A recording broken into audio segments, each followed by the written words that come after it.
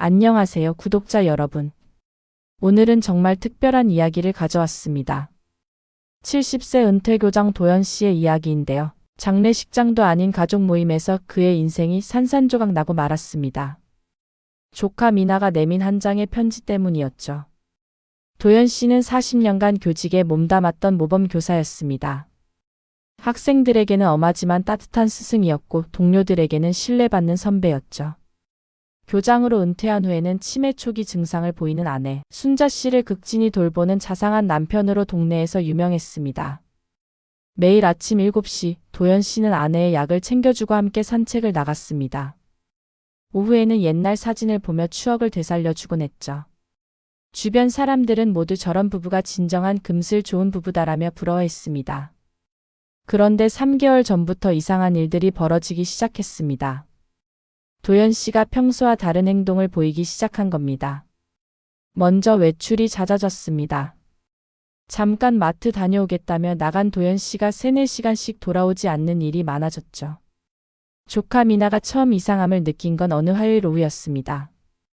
큰어머니 간병을 돕기 위해 집에 갔을 때 도연 씨가 마당에서 전화통화를 하고 있었는데 목소리가 평소와 달랐습니다.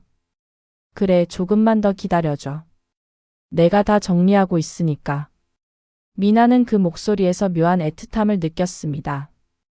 마치 연인과 통화하는 것 같은. 하지만 설마 했죠. 70세 큰아버지가, 그것도 치매 걸린 아내를 두고. 더 이상한 건 그 다음날 밤이었습니다. 밤늦게 마당에서 뭔가를 태우는 냄새가 났습니다. 미나가 슬쩍 창문 틈으로 보니 도연 씨가 편지 봉투들을 화로에 태우고 있었습니다. 표정이 심각했죠. 큰아버지, 뭘 태우세요? 아, 미나야. 그냥 오래된 서류들이야. 하지만 미나는 봤습니다. 그건 편지였습니다. 그것도 여자 글씨로 쓰여진 편지였죠. 며칠 후 미나는 결정적인 증거를 발견했습니다. 큰어머니가 낮잠을 자는 사이 도연 씨가 외출한 틈에 방을 정리하다가 책상 서랍 깊숙한 곳에서 편지 묶음을 찾아낸 것입니다. 첫 번째 편지를 열어본 순간 미나는 충격에 빠졌습니다. 도연 오빠, 이제 곧 모든 게 끝나겠죠? 오빠와 함께 새로운 삶을 시작할 날이 머지않았네요. 편지는 20-30대로 보이는 젊은 여성의 글씨체였습니다. 날짜를 보니 불과 한 달 전에 쓰여진 것이었죠. 미나의 손이 떨렸습니다. 존경했던 큰아버지가 정말 바람을 피우고 있는 걸까요?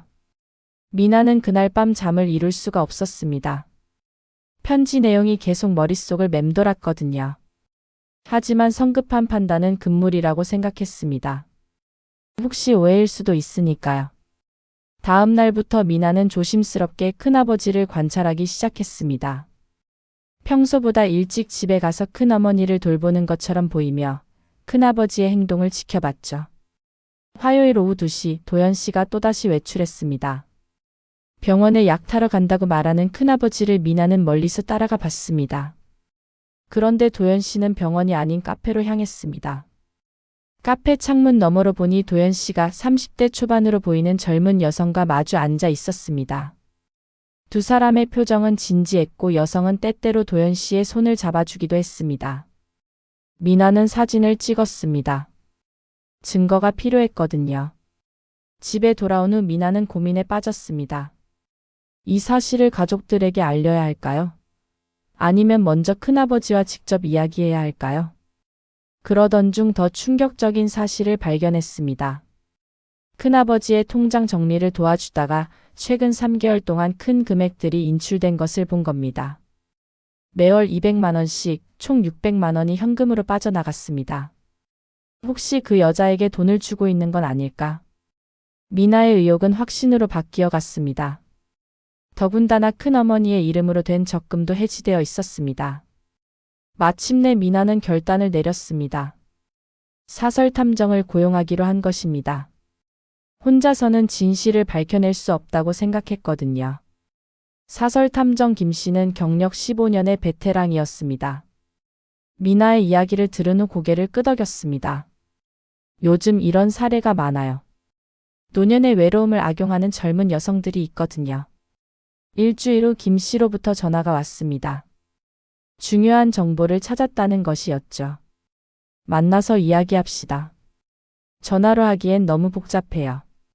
카페에서 만난 김 탐정은 두꺼운 파일을 미나 앞에 놓았습니다.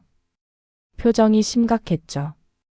결론부터 말씀드리면 도연 씨는 정말 그 여성과 특별한 관계입니다.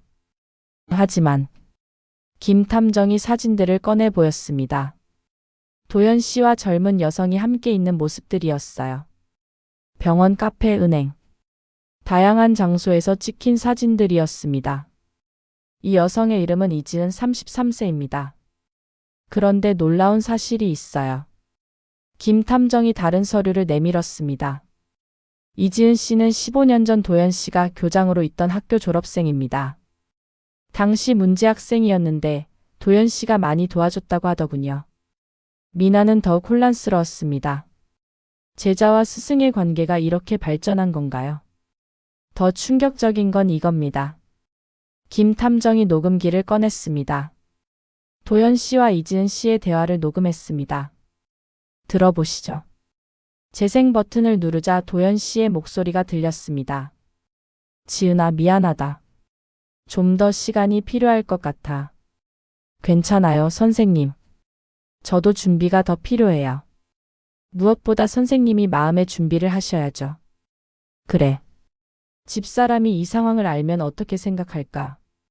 선생님, 저희가 하고 있는 일이 잘못된 건 아니잖아요. 다만, 여기서 녹음이 끊어졌습니다. 김 탐정이 설명했습니다. 도연 씨가 아내 몰래 재산을 정리하고 있는 것도 맞습니다. 그리고 해외 항공권도 예약했더군요.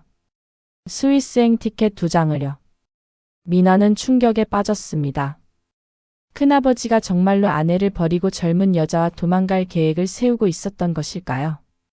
하지만 이상한 점이 있어요. 김 탐정이 마지막 서류를 꺼냈습니다. 이지은 씨의 직업을 조사해봤는데 그녀는 치매 전문 간병사예요. 그것도 스위스에서 자격증을 딴. 미나는 고개를 갸우뚱했습니다. 간병사라고요? 그리고 도연 씨가 인출한 돈들. 모두 의료비 관련 지출이었습니다. 치매 전문병원 상담비, 특수의료장비 구입비. 아내를 위한 지출들이었어요.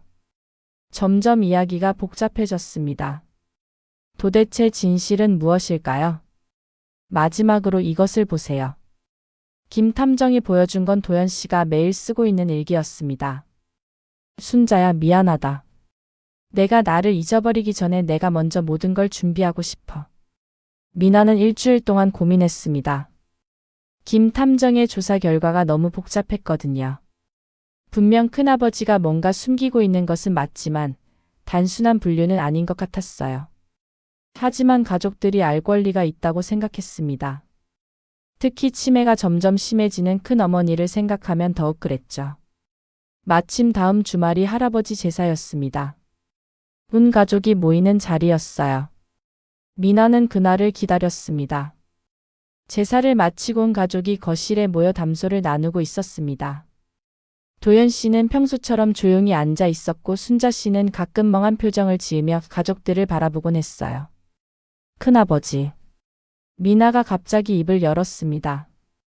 큰아버지께서 요즘 어디 다니시는지 궁금해서요. 응? 미나야, 무슨 뜻이니? 그냥 자주 외출하시는 것 같아서요. 분위기가 조금 어색해졌습니다. 다른 가족들도 미나를 쳐다봤어요. 그리고 이것 좀 설명해 주시겠어요?